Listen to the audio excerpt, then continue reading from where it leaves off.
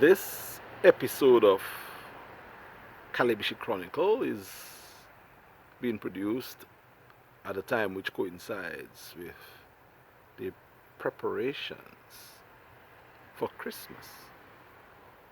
And I'm going to date this particular episode because I am one of those messengers who think of the message being repeated many years after my time. So when you mark the date at which certain expressions were given, the generations to come have some sort of context in terms of the mindset of the individual at the time and what was really taking place.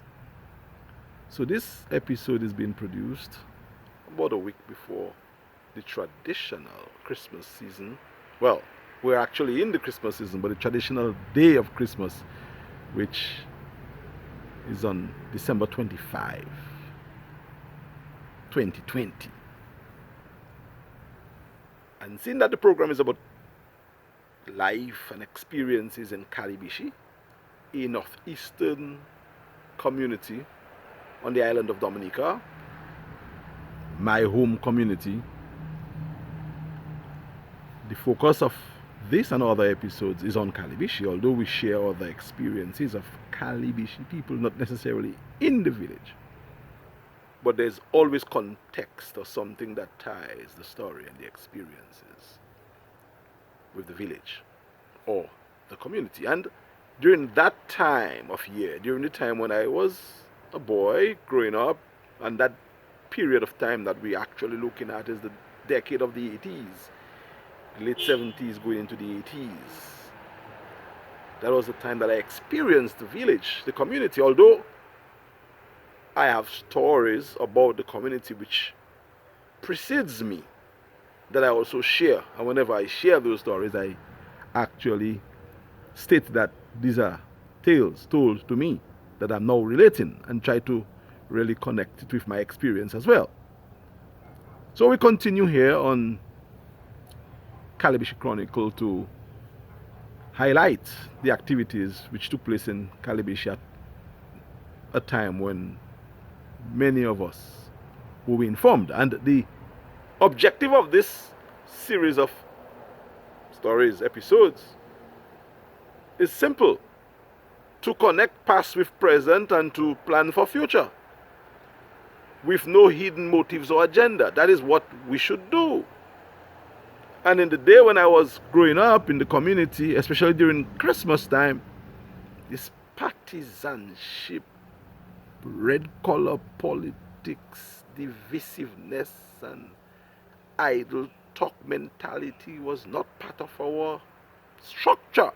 Yes, it was there, it existed, but it didn't affect us on the micro level, in the level of the point of contact of the individuals. We were one, irrespective to the fact that one set of people supported one party and another set supported another party. In fact, Calibishie had never been a partisan place. Calibishie had shifted from labor to freedom.